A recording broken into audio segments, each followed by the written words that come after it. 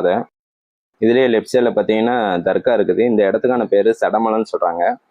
இந்த தர்கால நிர்வாக தலைவர் இருக்காரு. அவர்கிட்ட இந்த இடத்த பற்றி கேட்டிருந்தோம். அவர் என்ன சொல்கிறான்னு கேட்கலாம் அவங்க.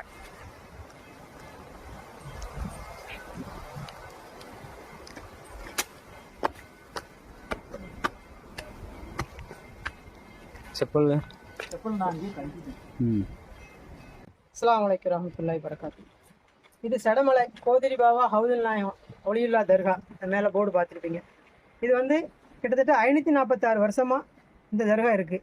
இதோட சிறப்பு என்னென்னா, வருஷத்துக்கு ஒரு ட்ரிப்பு கந்திரி விழா நடக்கும். எப்போ நடக்கும்னா சபர பெற 14 வருஷத்துக்கு ஒரு ட்ரிப்பு. நம்ம கீழே வந்த பள்ளிவாசல், நீங்கள் இப்போ பள்ளிவாசலுக்கு ஏறி வரும்போது பார்த்துருப்பீங்க, சின்ன குகை இருக்கு இல்லையா, அந்த பள்ளிவாசலேருந்து கொடி எடுத்து இது பாருங்கள், இந்த கொடி மரத்தில் வருஷம் வருஷம் கொடி ஏற்றுவாங்க.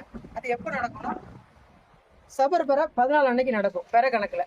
இந்த மாதம் இப்போ போன 8ஆம் மாதம் 9ஆம் தேதி 546வது வருஷம் கந்திரி முடிஞ்சிருக்கு. இப்போ வர்றது 547வது வருஷம் வருது அடுத்த வருஷம் இன்ஷா அல்லாஹ்.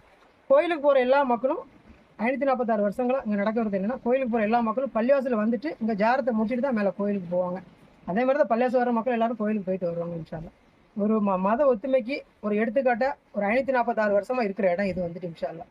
தென்காசி மாவட்டம், தென்காசி வட்டம், சம்மங்குளம் கிராமம், கருணாநிதி அணை டேமுக்கு மேலே இந்த கோயிலும் பள்ளிவாசலும் அமைஞ்சிருக்கு இன்ஷா அல்லாஹ். எல்லா பொதுமக்களும் சாதி மதம் வேறுபாடு இல்லாமல் எல்லா மக்களும் வந்து தொழுதுட்டு போகிற இடம் இது இன்ஷா அல்லாஹ். எல்லா மக்களும் கண்டிப்பாக வாங்க இன்ஷா அல்லாஹ். எல்லா மக்களோட நாட்டங்களும் குறைகளும் நீங்கி எல்லா மக்களோட கஷ்டங்களும் நீங்கி நல்லபடியாக அந்த இடத்துல வந்து சந்தோஷமாக வந்துட்டு போகிறாங்க. எல்லா மக்களும் கண்டிப்பாக வாங்க இன்ஷா அல்லாஹ்.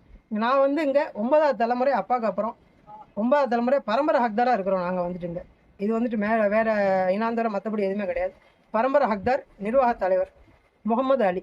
சரிங்களா? இன்ஷா அல்லாஹ். ஃபோன் நம்பரு கீழே கான்டாக்டில் கொடுத்துருக்குறோம். யாருனாலும் ஃபோன் பண்ணிவிட்டு வந்தீங்கன்னா கண்டிப்பாக கூப்பிட்டு வருவோம் இன்ஷா அல்லாஹ். இங்கே வந்து விசேஷ நாள் எப்படின்னா, வாரம் வெள்ளிக்கிழமை தொழுகைக்கு வருவோம். அப்புறம் 14, 27 அமாவாசை பௌர்ணமி. இது ரெண்டுமே ஒன்று தான். அரபியில் வந்துட்டு பெற கணக்கில் 14, 27 பெற.